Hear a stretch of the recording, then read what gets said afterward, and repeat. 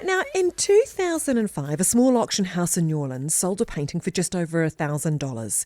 On taking possession, the new owners were blown away. They began a process of establishing the painting's provenance, which led them to believe that it was the Salvator Mundi, a long-lost masterpiece by the Renaissance painter Leonardo da Vinci. So in 2017, this same painting became the most expensive ever sold at auction, an anonymous buyer paying $450.3 even though to this day there are still some genuine questions about its authenticity. The road from discovery to record-breaking sale is a story like none other in the art world and is now the subject of a new documentary, The Lost Leonardo. Evan Baird is the Bank of America's Global Arts Service Executive, and he's something of a Salvator Mundi insider, and he features in the documentary. And Evan Baird joins me now from New York. Good morning. Hey, good morning and good evening from New York.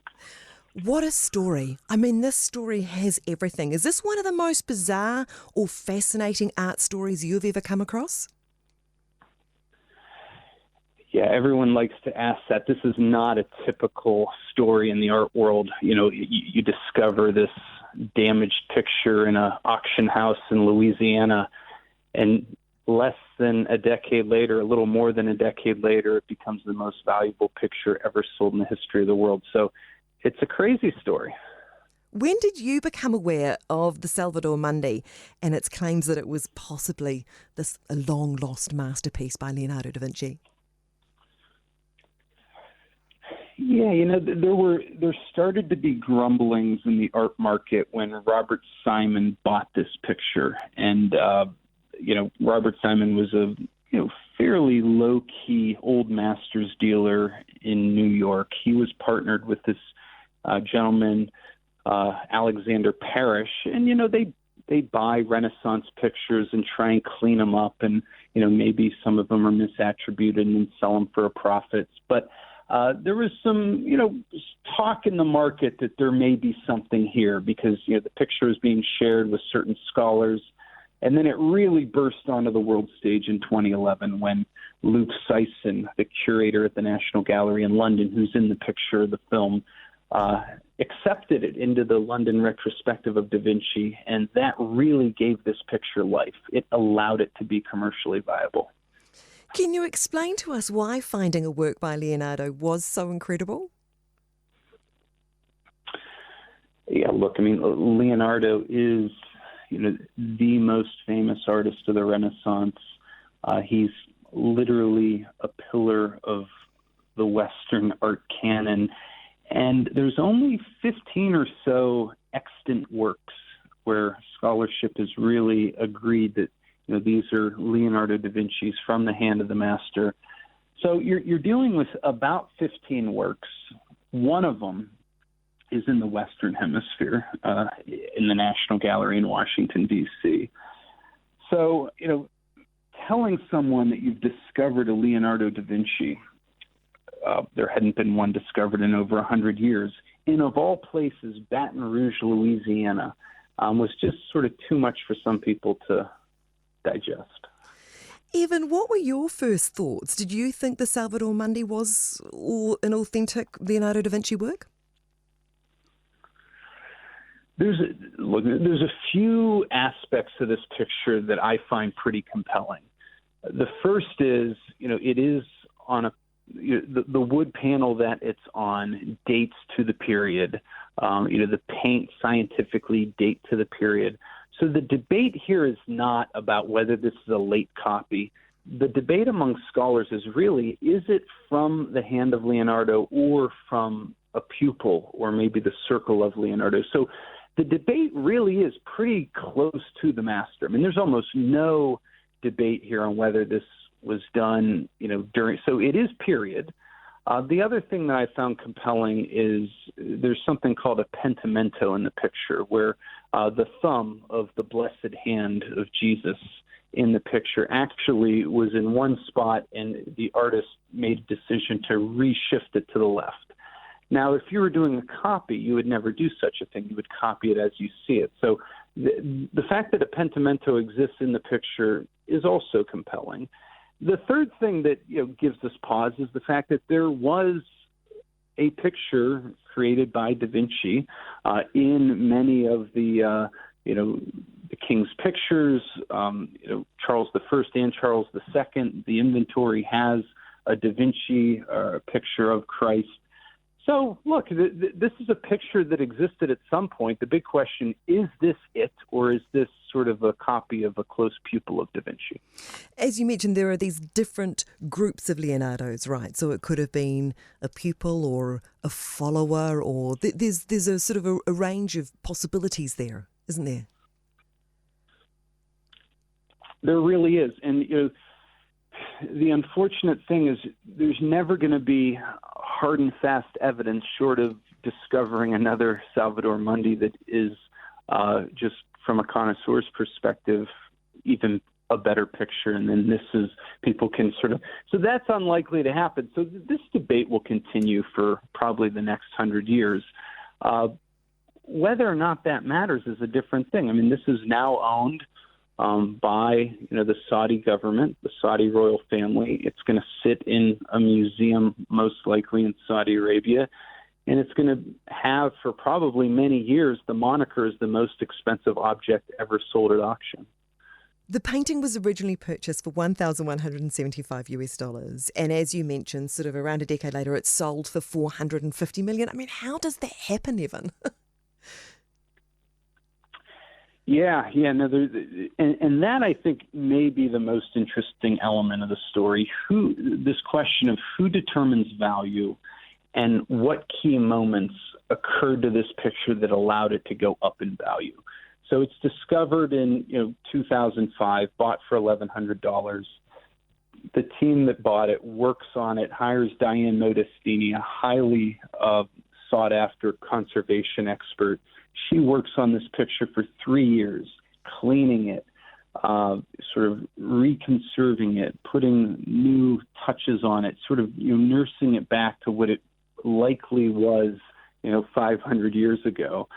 That allowed, experts to kind of look at it and understand what this thing actually was. And, the second key moment is at any one point in time, there's 5 or 6 scholars in the world who matter when it comes to considering whether this is a Da Vinci or not.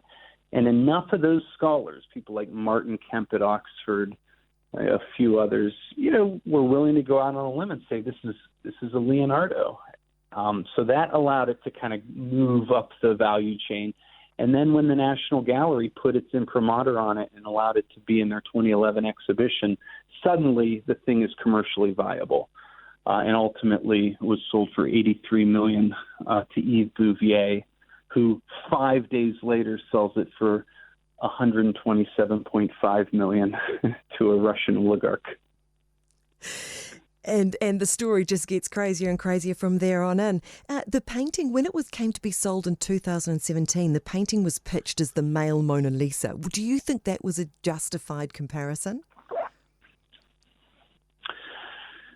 Yeah, look, I mean, a few things. When it came to auction in 2017, Christie's had a few things to consider. One, this is an old master's picture. And normally when you sell an old master's picture, you are talking about its provenance. You're talking about the connoisseurship. You're talking about very formalist aspects of, shade and the paint and, how none of these things mattered to the small group of hedge fund titans and sort of syndicates from the Far East and the Middle East and, global titans that could potentially bid. So that's a marketing strategy. Calling it the male Mona Lisa did a few things. One, it positioned it to whoever the buyer was, that this is a global celebrity that could be a pillar of, if you're a state, maybe your soft power strategy. If you're a private equity titan or a hedge fund manager, this sort of connotes power and prestige and sort of speaks to your legacy as a collector. So a lot of that, that marketing, calling it the last Da Vinci and the male Mona Lisa, this was Christie's talking to a very small number of potential buyers in the multi-$100 million range who knew they were not going to be considering some of the more formalist aspects of the old masters market. They were buying a civilizational trophy. Evan, what were your thoughts when you were watching the auction? I know that you thought that it would possibly go for around 180 million.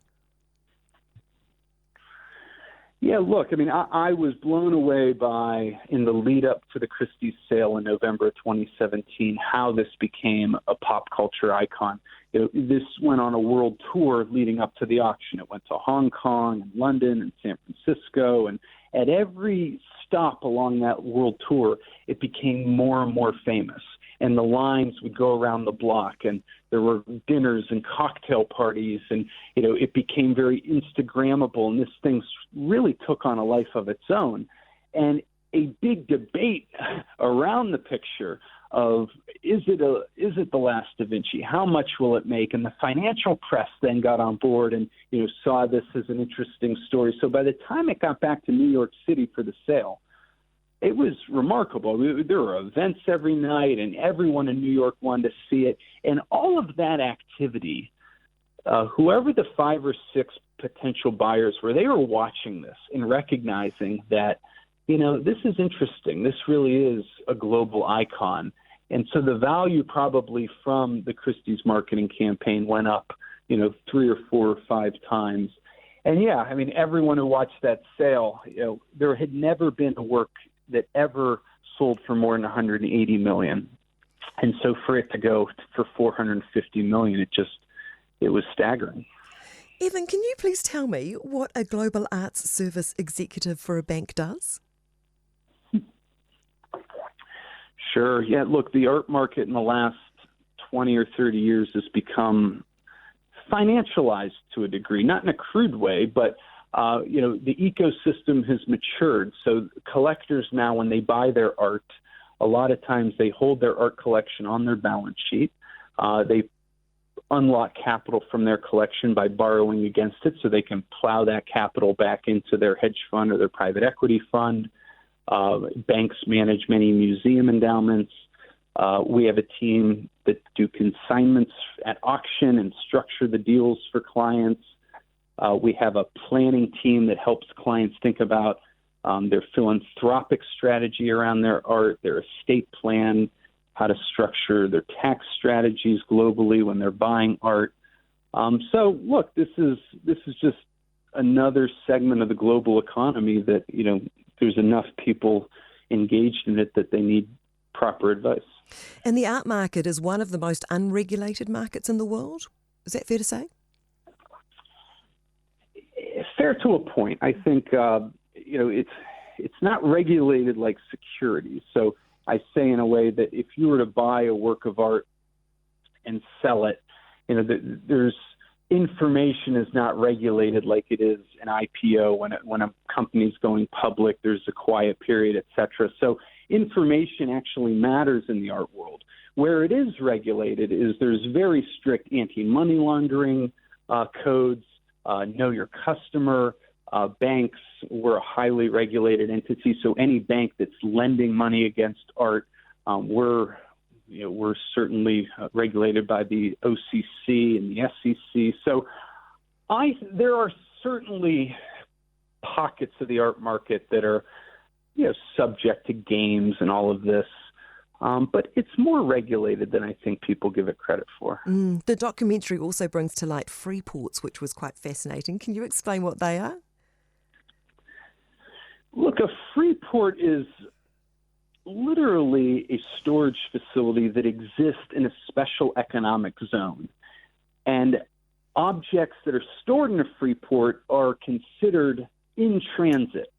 So they haven't yet left the country, which means a couple of things. If you were to put a Picasso in a free port, you could sell that Picasso to someone else, and any capital gains would be suspended until that Picasso left the free port. So that's not to say that you can bring something into a free port, sell it, and not pay taxes. But you can keep your works in a free port, buy and sell. So dealers keep works in there and they can buy and sell. And the taxes are suspended until those objects ultimately leave the free port. So this has become, something that, companies use to store luxury goods, collectors. So there's a lot of art hanging in the basements of these free ports in places like Singapore and Geneva and Luxembourg. Yeah, fascinating. Look, finally, Evan, what does this journey of the Salvator Mundi say about us, about humanity? It's more than just an art story, isn't it? Yeah, look, I mean, this is a story that has everything. It has, the discovery aspect, and so if you're into, the art market and how it functions and how works can be discovered, and the attribution process and scholarly input and the role of the museum and who really gets to decide what is an object by what artist and what something's worth. You have the chapter of the story that is a little bit about, two business people that are at each other's throats, sort of wrestling over an object and suing each other back and forth, and sort of the aspect of greed and ego that can kind of play a role here. And then you have the geopolitical aspect. I mean, this was bought by a country. And I dare say this country may have underpaid for this object. Because if this object ends up being a pillar of, say, their soft power strategy or their global tourism strategy, look at the Louvre. 50% of people who go to the Louvre every year say they're there to see the Mona Lisa. So if they get 10 million visitors, that's 5 million people a year that are flying to Paris and staying in hotels. The economic impact is in the billions every year for France because of that one picture.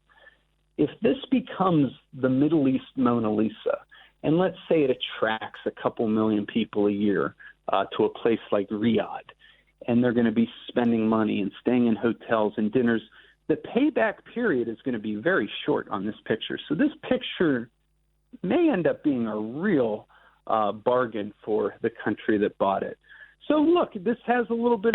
It has geopolitical intrigue. It has this idea of value. It has sort of the raw sort of backbiting that goes on when there's real money at stake.